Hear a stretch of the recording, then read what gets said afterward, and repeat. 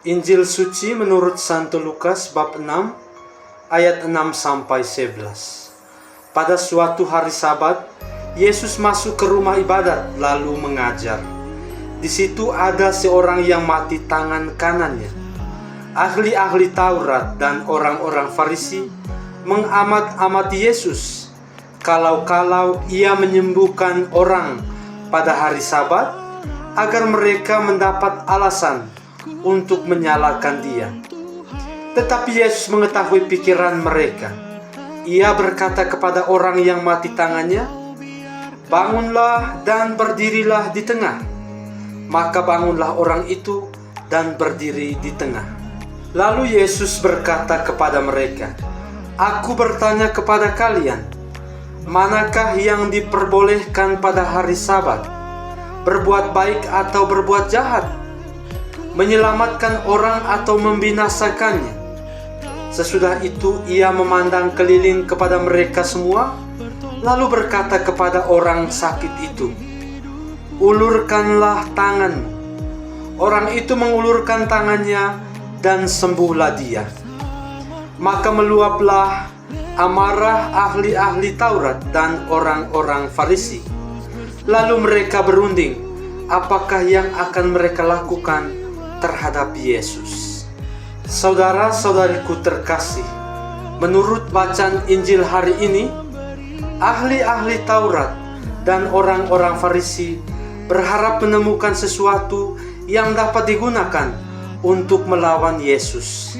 Mereka menunggu dia tergelincir, yaitu bertindak bertentangan dengan hukum.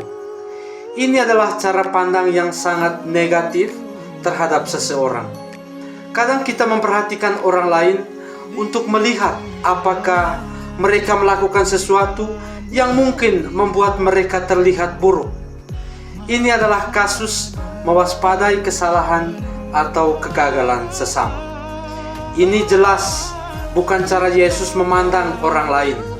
Dia tidak akan pernah menunggu kesempatan untuk mengkritik atau mengutuk seseorang. Dia tidak akan mengawasi mereka, berharap menemukan sesuatu yang bisa digunakan untuk melawan mereka. Sebaliknya, misi hidupnya bukanlah untuk menjatuhkan, melainkan untuk membangun orang lain. Bukan untuk mengecilkan, melainkan untuk meningkatkan hidup mereka. Inilah yang dilakukan Yesus yang kita temukan dalam bacaan Injil hari ini. Dia menyembuhkan seorang penyandang cacat pada hari Sabat. Meskipun dia tahu bahwa dengan melakukan hal itu, dia akan mendapat permusuhan dari mereka yang berpendapat bahwa dia melanggar istirahat hari Sabat. Namun Yesus tidak akan menyimpang dari pekerjaannya dalam memperbaharui manusia, menciptakan kembali mereka dalam tubuh, pikiran, dan jiwa. Ini tetap menjadi karyanya di antara kita saat ini. Misinya adalah berbuat baik dan menyelamatkan kehidupan. Ini adalah misi yang sama yang telah Dia percayakan kepada kita masing-masing. Kita tidak boleh menunggu dan berharap bahwa orang akan gagal. Tuhan ingin bekerja melalui kita untuk membangun orang lain dalam tubuh, pikiran, dan roh. Semoga Tuhan memberkati kita semua. Salam dan doa dari Meksiko.